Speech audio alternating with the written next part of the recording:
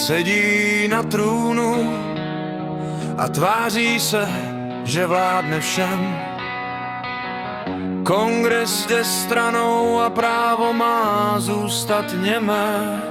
Sliboval ústavu, teď ji dusí v pravé dlani a zástup tleská, když se v dálce sype ránami. Kdo mu dal ten meč? Kdo mu dal ten hlas?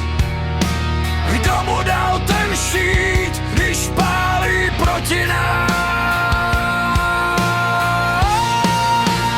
Cezar nebo Octavian? Cezar nebo Octavian? Kdo mu psal ten plán? Kdo psal ten plán? Cezar nebo Octavian? Cezar nebo Octavian?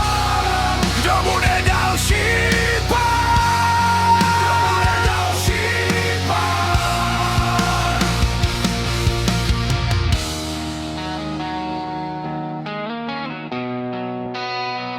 Říká, chráním Izrael, ale Americe padá stín.